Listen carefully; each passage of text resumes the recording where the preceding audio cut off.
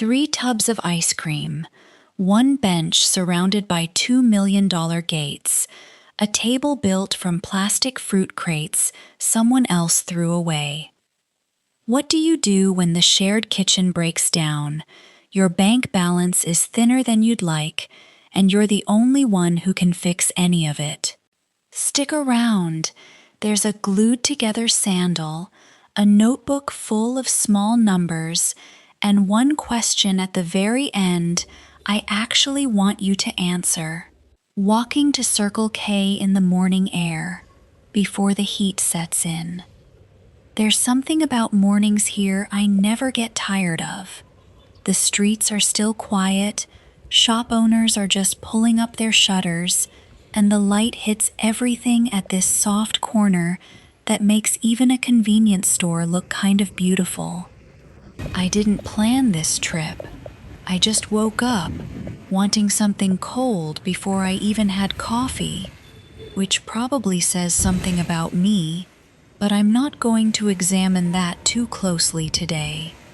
Walking in, the AC hits first.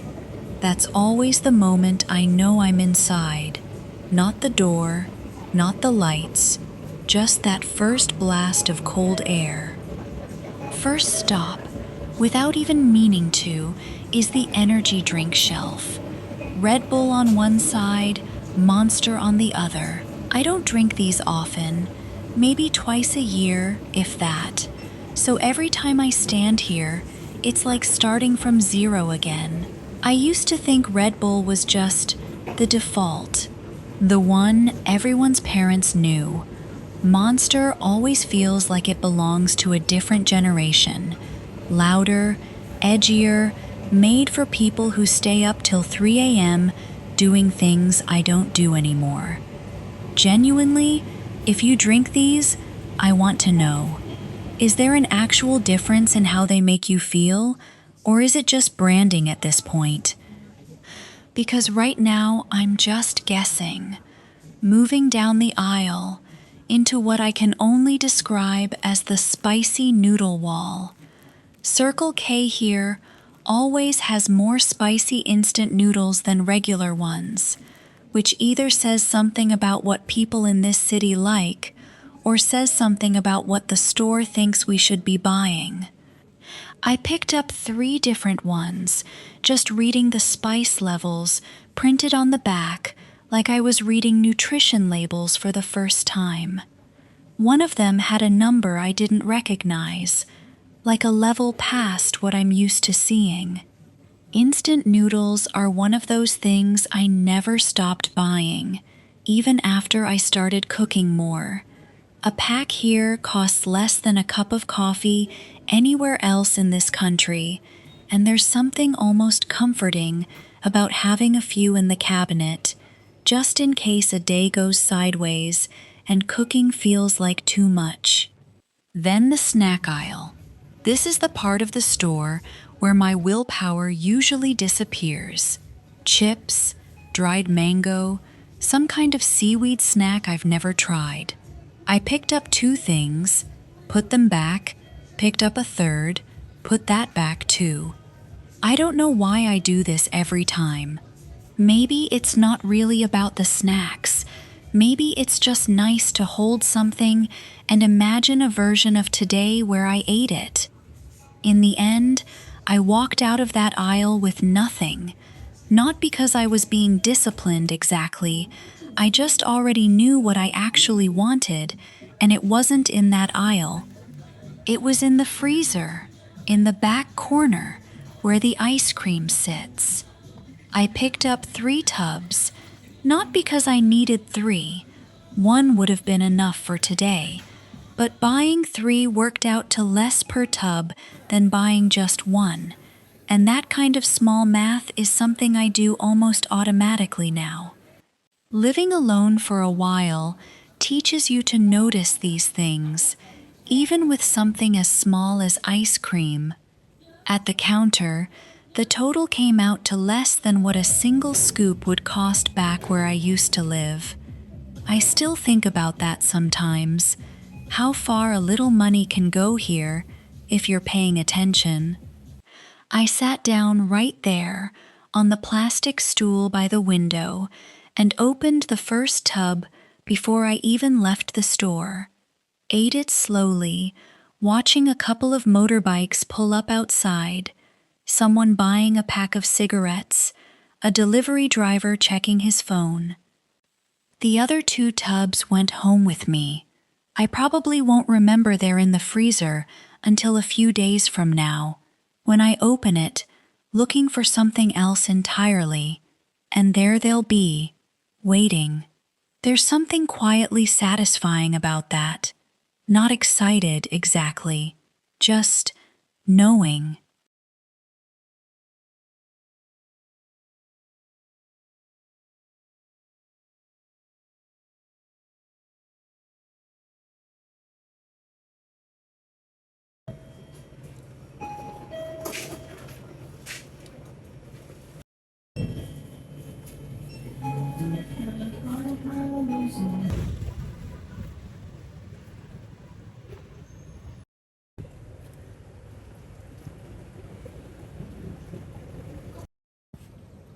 The park sits right next to Circle K, so I just walked over.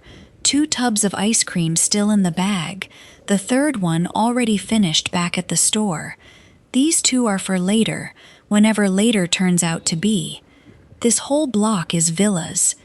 Every direction I look, gates and walls, some taller than the last, like each one is trying to say something the one before it didn't say loud enough. I found a stone bench and sat down.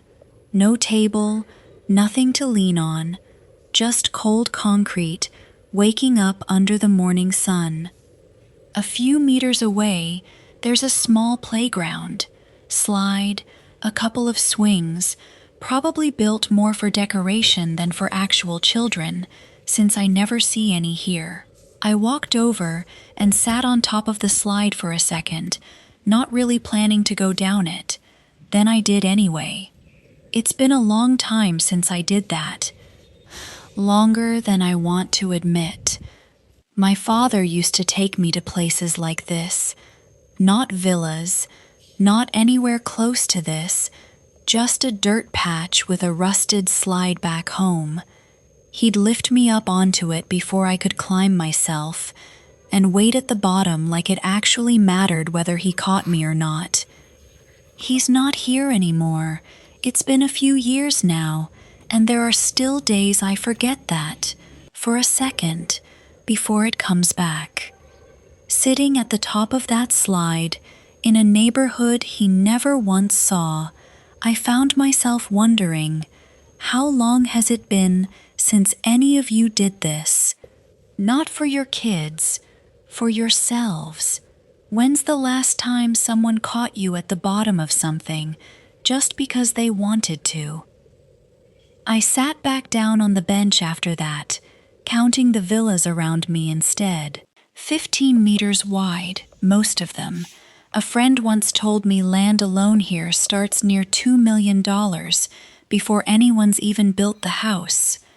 I don't have anything close to that. I don't have family land waiting somewhere, no dowry, nothing set aside for me to bring into a marriage the way it still matters here, more than people like to admit. Back home, there's a quiet math everyone does without saying it out loud. What a woman brings in, what her family can offer, whether she's worth the risk without those things behind her. I know exactly where I stand in that math. It's not really in my favor. I opened my wallet, not for any real reason, just habit. Counted what was left until the end of the week. Not much, but enough if I'm careful. There's a strange kind of calm that comes with that kind of math too, once you've done it enough times. 3 meals a day becomes 2 some days. 2 becomes a small bowl of rice with whatever's cheapest at the market. Not because I'm starving, because I know exactly how far this amount can stretch, and stretching it is its own quiet skill by now.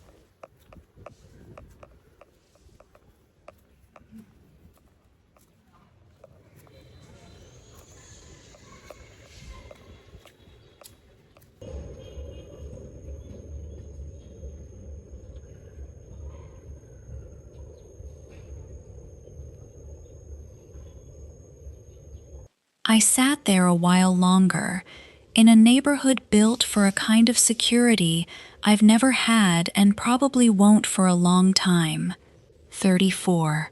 Unmarried, no land behind me, no one ahead of me to catch me at the bottom of anything.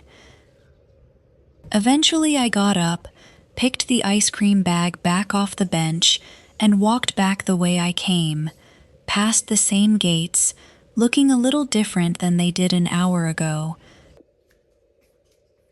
Back at the room, the shared kitchen stove wasn't lighting again, third time this month. I crouched there for a minute, turning the knob, waiting for a click that never came. I don't know anything about fixing these things. I just know it's broken.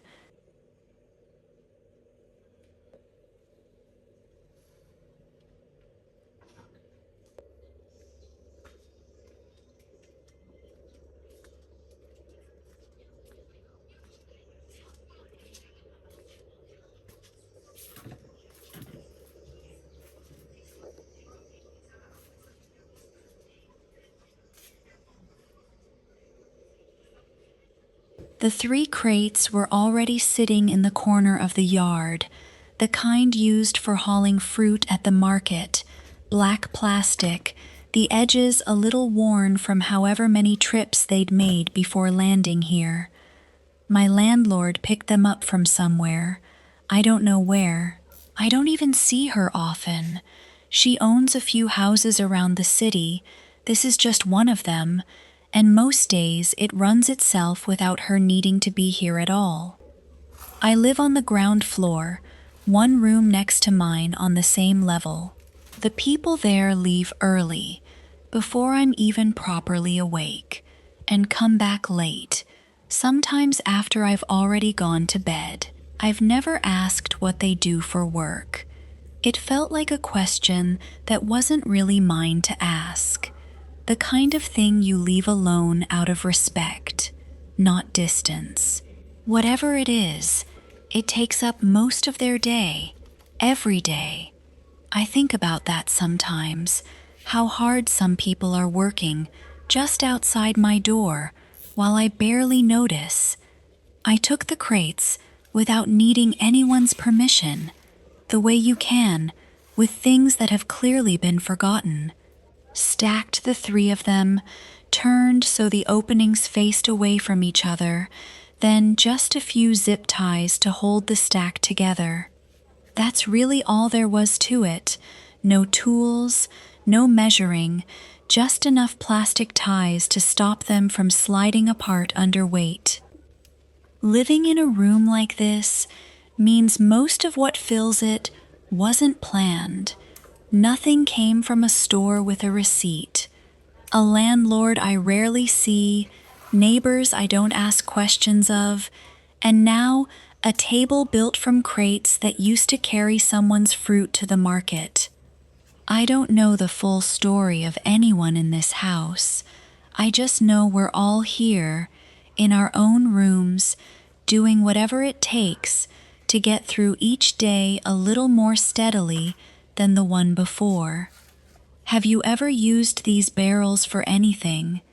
Do you have any ideas for what color to paint them?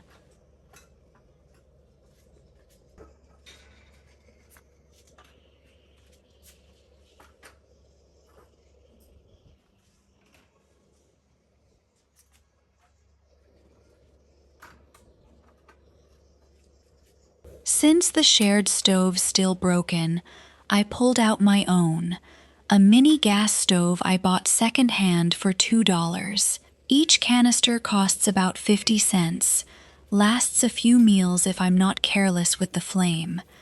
Lunch today is tomdut, tiny field shrimp, the kind that show up cheap at the market because nobody thinks they're worth much. But they're packed with protein, and for the price, I don't think there's anything that comes close. A small bag costs less than a coffee, and it's enough for a full meal. Ram them simple.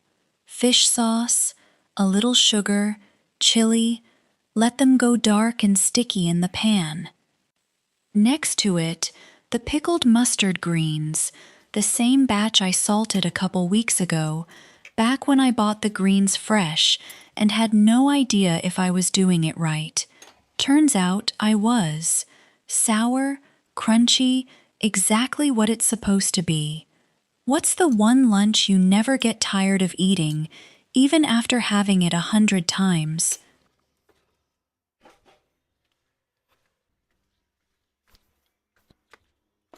Let me treat you to lunch.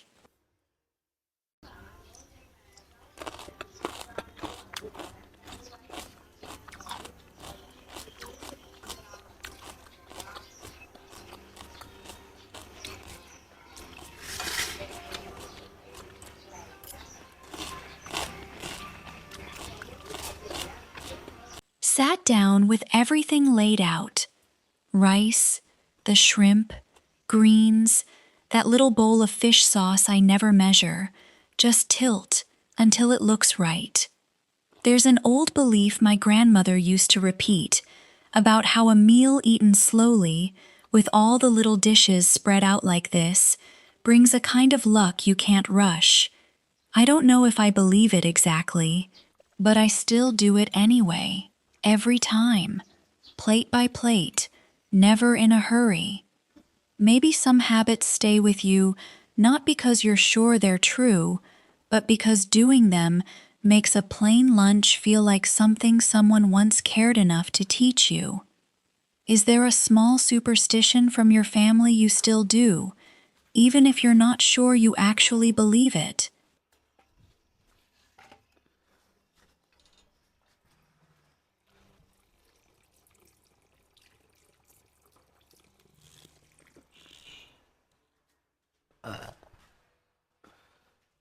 Remember this pair?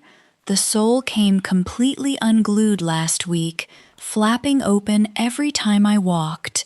I just squeezed some glue in there, pressed it down, and hoped for the best. Moment of truth, still holding. Honestly, a little surprised. I fully expected to be back at the shoe repair guy by now, standing there looking embarrassed. Turns out sometimes the fix that felt like a guess actually just works. I'll take it. There are quite a few mosquitoes here. If you're not careful, your arms and legs end up covered in bites. I'll buy a bottle of mosquito repellent this afternoon. Took my notebook out to the shared yard, sat down, and started writing. Today's numbers: the ice cream, the gas canister, the shrimp, the greens. Small amounts, but I write them all down anyway. Not because I'd forget, more because seeing it on paper keeps me honest about where the month is actually going. No spreadsheet, no app, just a notebook, a pen, and a running sense of how much room I have left before the next payday. Some people find this kind of tracking stressful. For me, it's the opposite. It's the one thing that makes an uncertain income feel a little more like something I'm actually in control of. Do you track your spending like this, or does it stress you out more than it helps? Afternoon sun, coming through the gap between the roofs, warm on my arms, that lazy kind of heat that makes you want to just stay put for a while. I keep thinking about the day in little pieces. 3 tubs of ice cream, only one of them actually finished at the store. A park full of gates I'll probably never walk through the other side of. A little table made from plastic crates someone else was done with. A $2 stove that somehow keeps showing up for me every single day. A sandal I glued back together on a whim, still holding strong. A notebook full of small numbers that, added up, are basically the story of how I get by. None of it sounds like much when I say it out loud. I didn't do anything impressive today. I didn't fix the shared stove. I didn't solve the dowry math. I didn't magically make the bank balance bigger. Just a normal Tuesday, really. But I don't think today needs to be impressive to count for something. A good lunch, a table that held its weight, a sandal that didn't fall apart again. Small wins, but they're mine, and I earned every one of them myself. I don't have a big lesson to wrap this up with. Just a full stomach, a decent afternoon, and a little more proof that I can figure things out as I go, one glued sandal at a time. Thank you for being here with me through all of it. What's the smallest win you had today? The kind you'd never think to mention to anyone, but secretly felt proud of? Quick one before you go. Comment 1 if a day like this sounds kind of nice to you, or 0 if you'd need a little more excitement in your day. Curious where everyone lands.